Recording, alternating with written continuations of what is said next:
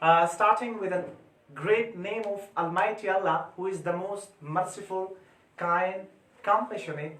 Even we can with the sweet name of Almighty Allah, who is the most dominant owner of this universe. I always repeat Bismillahir Rahmanir Rahim by different ways in order to tell you that English is the most easiest language after Arabic in this world. We have plenty of words for a single meaning, while we have plenty of meanings for a single word.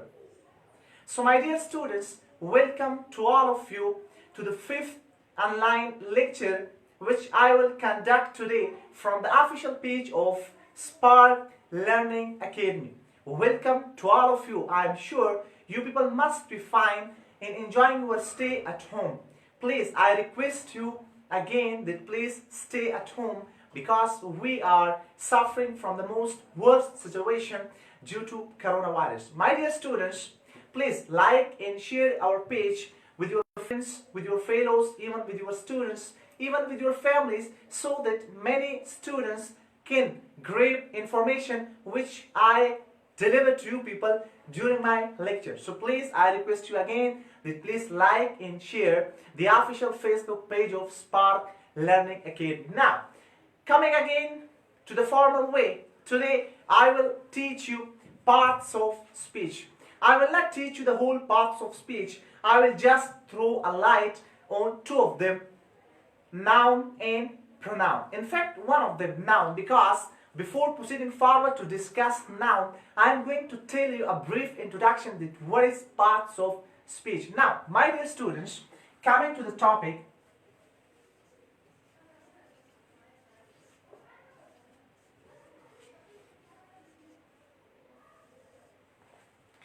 parts of speech. Now, before proceeding forward to write down the formal definition of parts of speech, let me tell you that look into the title, parts of speech.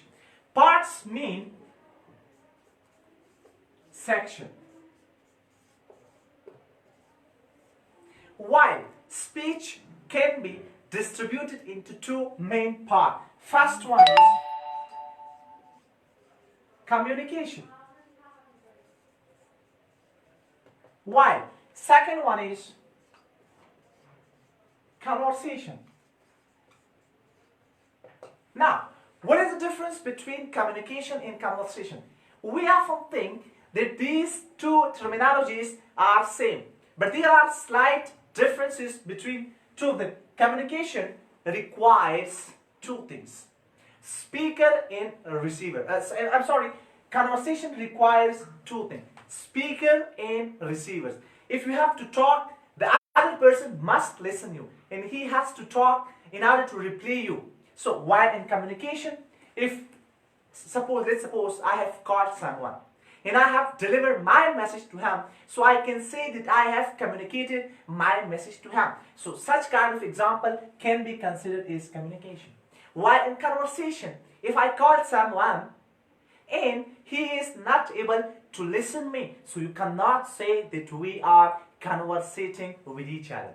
So speech mainly contains two things: communication and conversation. So I can say that sections of communication or sections of conversation are called parts of speech. Sections of communication or sections of conversation are called parts of speech. Now, my dear students, now coming to the formal definition of parts of speech. When words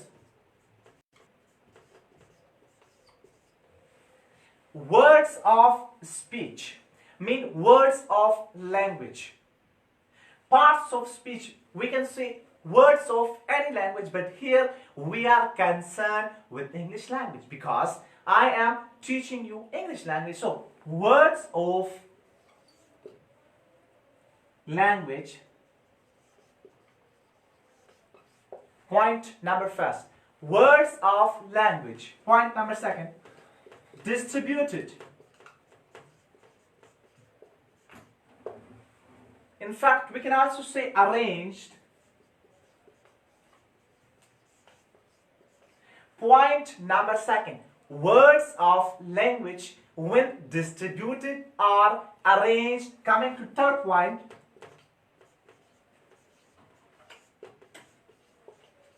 in different sections on the basis of what? On the basis of function. Now, combining these 4 points, words of language when distributed or arranged in different sections on the basis of their function is called parts of speech. Now, let's take an example. Suppose you are in a class. We have different sections in a class in order to identify the students. Let's suppose we have male and females and they are studying combined in a class.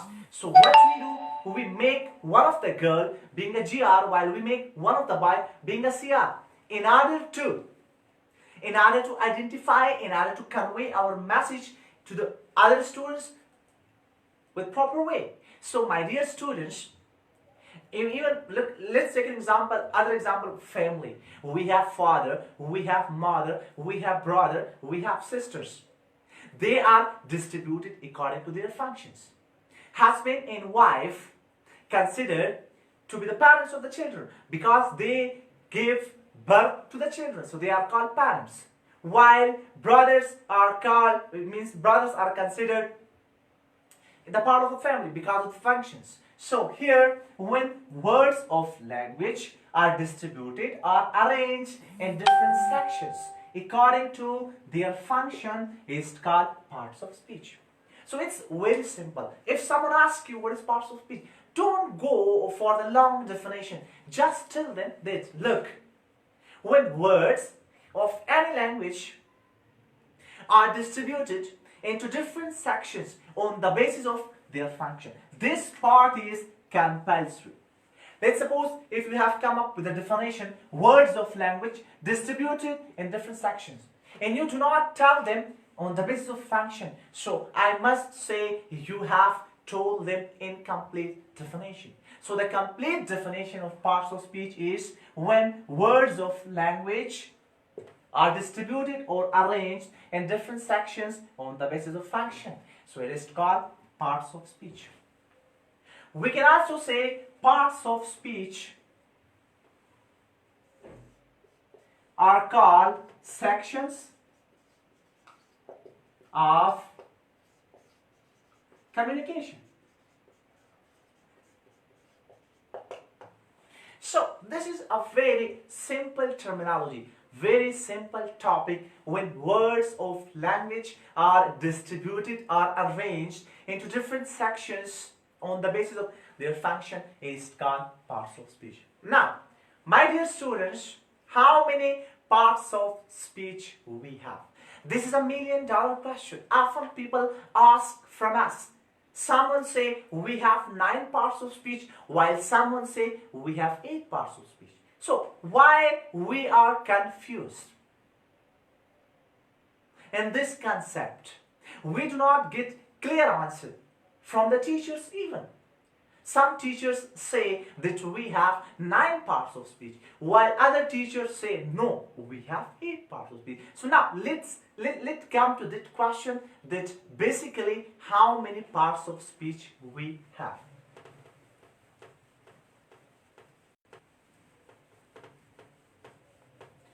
My dear students, if you have any question, you can ask your question right now during the class in comment section.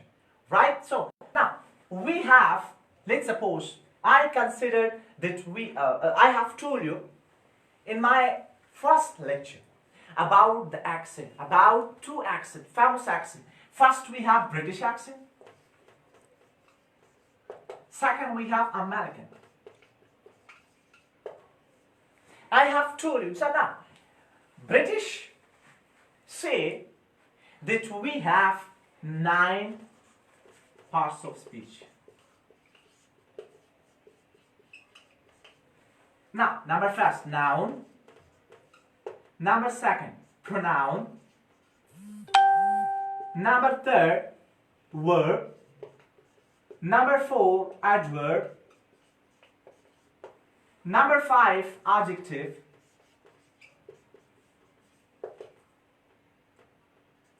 Number 6, noun, pronoun, verb, adverb, adjective, conjunction,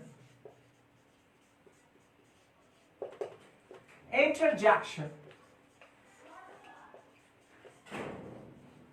While preposition. While the last one is, according to British, it's article. Now, how many parts of speech? Let's count them. Noun, number first, pronoun, number second, verb, number third, adverb, number fourth, adjective, number fifth, conjunction, number six, interjection, number seven, preposition, number 8, article, number 9. So according to British, we have 9 parts of speech. While Americans think no, that we have 8 parts of speech. They do not consider article is a separate section of parts of speech, or in fact section of communication. They say, American, I am talking about Americans say that article is a part of adjective. They say yes, that article is section of communication, but it is not that much heavy to make it a different section. So they considered that article is a part of adjective. So now let's count and let's omit article from the part of speech. So 1, 2, 3, 4, 5, 6, 7, 8. So according to Americans, we have 8 parts of speech. They do not consider article is a separate section of communication. They think that article is a part of adjective. So British say that we have 9 parts of speech. They think that yes, article is a separate section of communication. While Americans say no, article is a part of speech. We agree, but it is a part of adjective. So according to British, we have 9 parts of speech: noun, pronoun, verb, adverb, adjective, conjunction, interjection, preposition, article. While according to Americans, we have 8 parts of speech: noun, pronoun, verb, adverb, conjunction, interjection, preposition.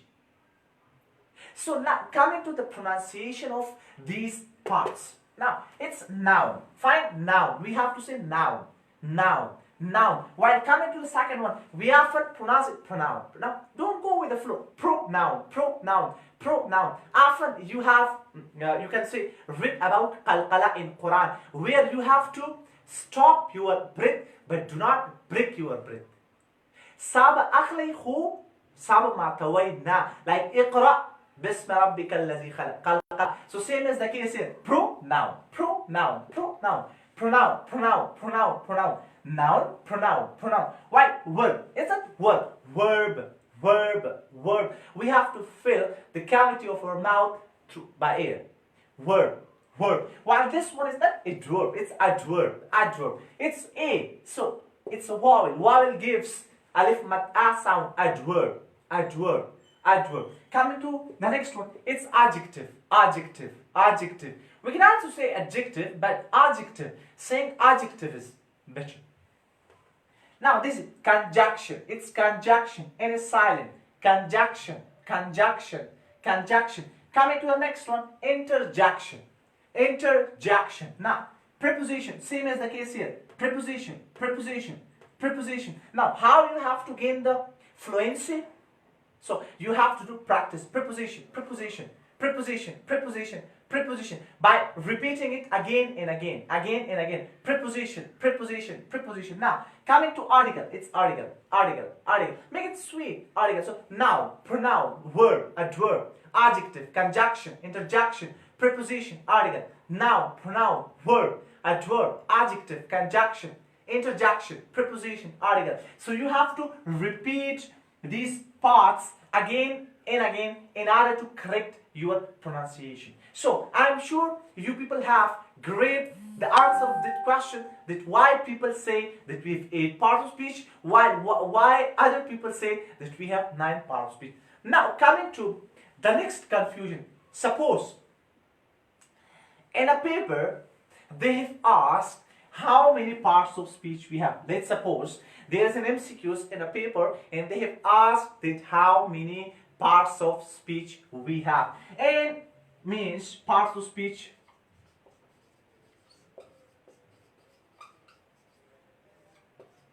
we have.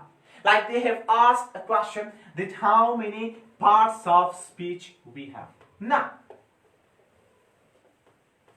and they have given you three options like 9, 8, and 9. Now, it is a, you can say, a wonderful confusion here that which option I have to select. Whether I have to select 9, whether I have to select 8.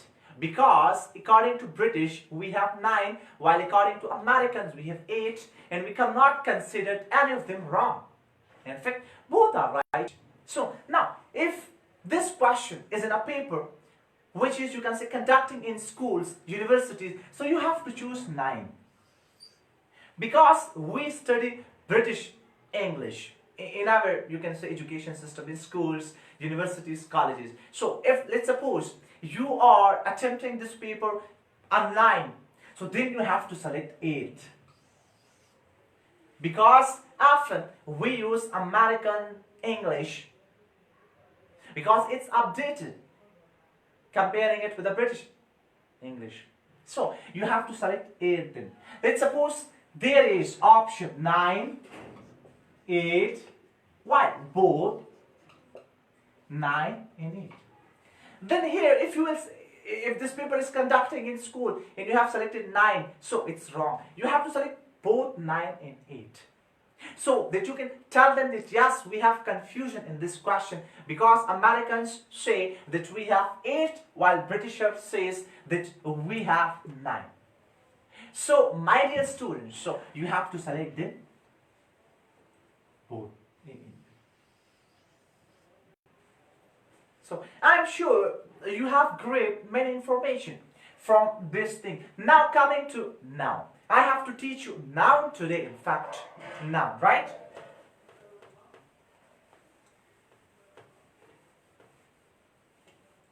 Now coming to the first one, noun, right? Noun. It's very easy, very simple. We often hear a very minute definition from the teacher that noun is a name of place, person, thing.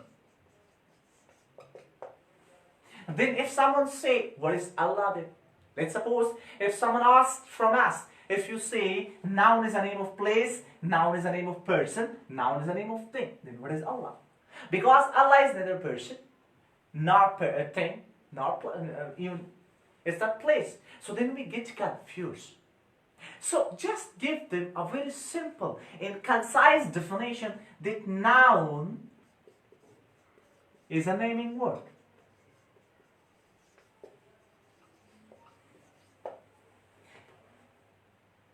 Anything that occupy name is called noun. Or in fact you can also say name of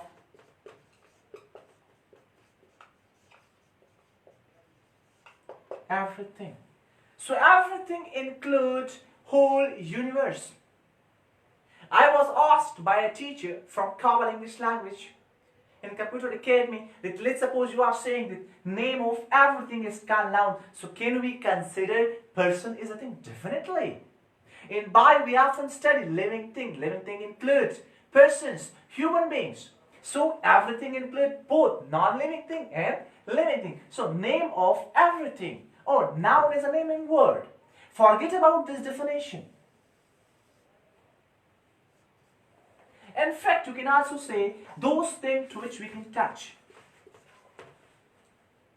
Those things to which we can touch, see, eat, drink, feel, sense. So everything that can be touchable, to those we can see, eat, drink, feel, sense, all are called noun. So in fact, noun is a naming word. So just tell them name of everything is called noun. Don't come up with a short definition that noun is a name of place, person, and thing. Just tell them any definition among these three. Noun is a naming word, name of everything, or to which we can touch, we can see, we can eat, we can drink, we can feed, we can sense. I'm sure you people are getting me. So now coming to the types of noun. It's very easy. We have 7 basic types of noun. Now coming to those types,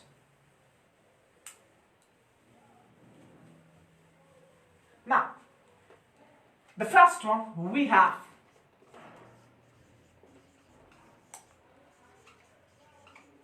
common noun. So name of common things, common place, common person, those common things to which we can touch, those common things to which we can see, those common things to which we can eat, those common things to which we can feel, those common things to which we can sense. So they are called common noun. It's very easy. You can guess from the name, common noun. Don't, you can say, make it complicated for you people. Just think on the title. Title by itself is saying everything about the common noun. So name of common things. Those things which are common are called common noun. Now coming to the second one.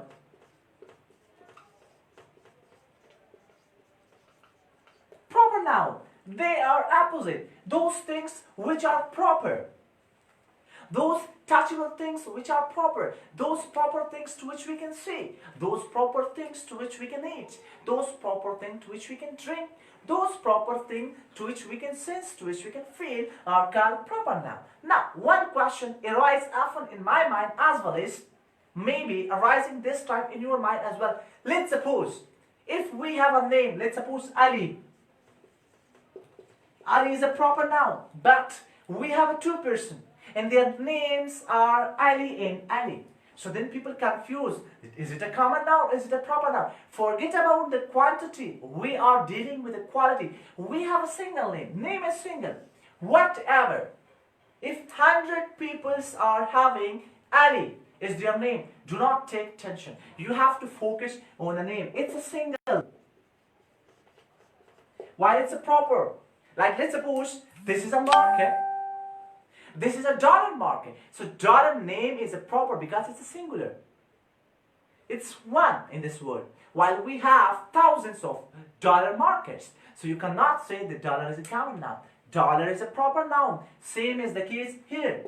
You cannot say if there are 2 persons and they are having Ali is their name, so you have to consider Ali is a common noun. No way. You have to think. You do not have to think on the quantity. Sorry. You have to think on the quality. So Ali is a singular name. So you have to consider Ali is a proper noun. Now coming to the third one, abstract noun.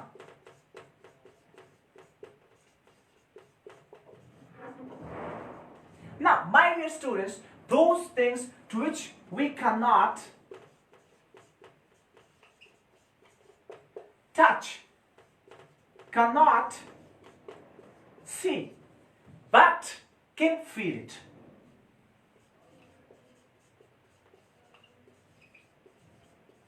But can feel it, those nouns are called abstract noun. Like let's suppose pain. I have pain here, so I cannot touch my pain, neither I can see my pain, but I can feel it because I have to feel lazy. Fine. Suppose if I'm playing cricket and suddenly something happened to my back and here is pain. So I cannot see the pain, even I cannot touch it, but I can feel it. Yes, here is a pain and I cannot ball. Very well. So let's suppose, taking other example, let's suppose you can say honesty.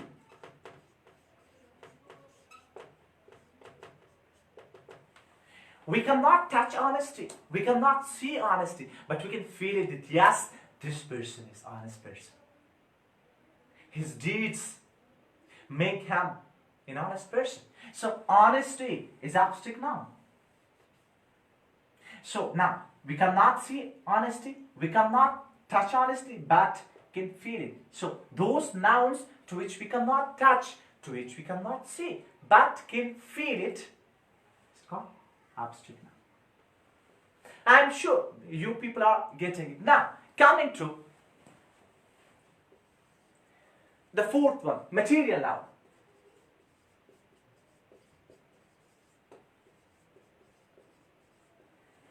Those materials from which other things are made.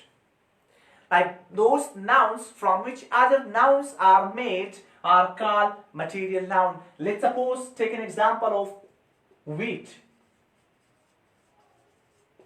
We can make flour from a wheat. We can make biscuits from a wheat. So wheat is material noun. Let's suppose take an example of coil. We can make different things from coil. We can utilize coil in a different ways. So coil, wheat. Let's suppose take an example of wood. We can make chairs. We can make doors. We can make double beds. We can make single beds from what? From wood. So wood is material noun. As I have mentioned in the definition of material noun, that those nouns from which we can make other things are called material noun. So here, wheat, we can make flour, we can make biscuits. Let's take an example of coil. Let's take an example of wood. We can make different things from wood. So here, wood, coil, wheat are material noun. Now, coming to the fifth one. It often confuses people, but it's very easy. Let's discuss it, right? Coming to the fifth one, right?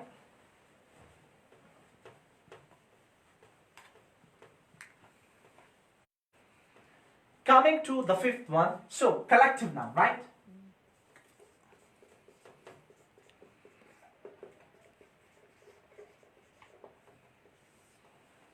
Single word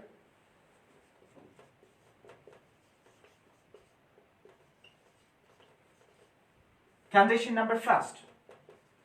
Represent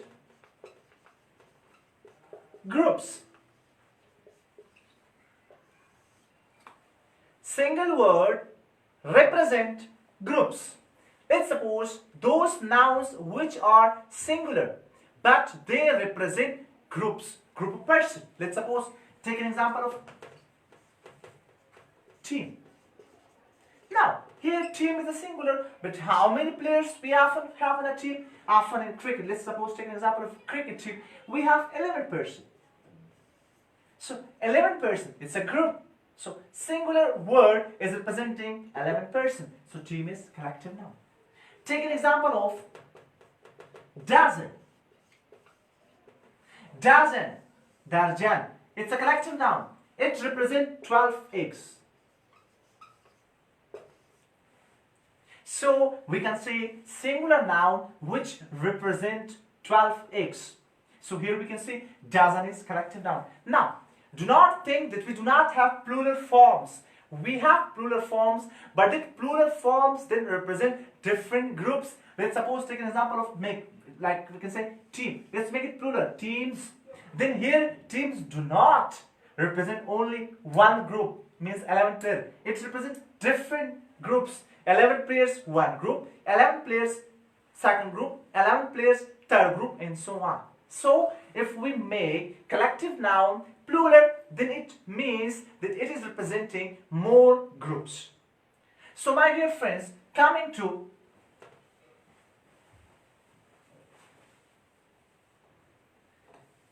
last one, countable. O, non-countable. N. We can also discuss them separate, like 6 number countable and 7 number non-countable. But let's discuss them together. Countable noun. Those nouns which are countable. Very easy. Like mobiles, markers, pens, persons. You can say animals, you can say buildings, you can say cities, which are, you can say, countable. Why? Non-countable, which are non-countable. Means we are not able to count them. We can measure them. Like we can say 1 kg milk. So do not say that measuring them means we are counting them. We cannot count them. Sugar, we cannot count the grains of sugar. So let's suppose, example, sugar. Milk. So we cannot count sugar. We cannot count milk. So they are not countable. So this was all about parts of speech. Number first one, noun. Remember one thing, I have, you can say, I didn't discuss it with you while discussing common noun and proper noun. We have to start common noun with lowercase alphabet, means small letters. Like say, suppose we cannot write Y like this because it's a common, we have to write Y. Even in the middle of the sentence, even at the end of the sentence, but if it is coming at the start of the sentence, then we have to write it in capital letter. And proper noun, right?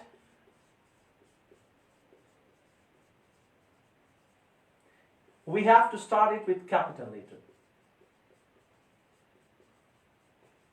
Even if it is in the middle of the sentence, even if it is in the end of the sentence, we have to write proper noun and we have to start the first letter of proper noun in uppercase. So my dear students, these were the basic information about parts of speech, mean the definition of parts of speech, while the first part is called noun. So I have discussed noun with you people in detail. Now I am sure you people have grabbed many information from it. Now coming to what you have to do. You have to make a chart.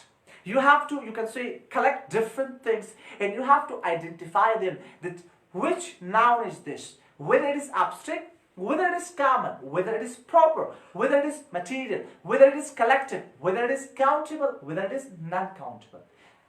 Take a book, take a pencil, underline the sentence where you have to find the common noun, where you have to find the proper noun, where you have to find abstract noun, then grab them. This was a little about the parts of speech definition in the first part of speech called noun. I am sure you people have grabbed many information from it. This was enough for today. So my dear students, please follow the lectures, follow the information which I have delivered in my previous lectures as well and today as well. So this was enough for today. If you have any questions, you can directly contact me through my WhatsApp number. But it would be better for you people to ask a question in the comment section so that other people can also know what you have asked and to know what I have answered you. So take care for today. Stay super blessed. Stay with smile. Be happy. Pakistan Zindabad. Thank you.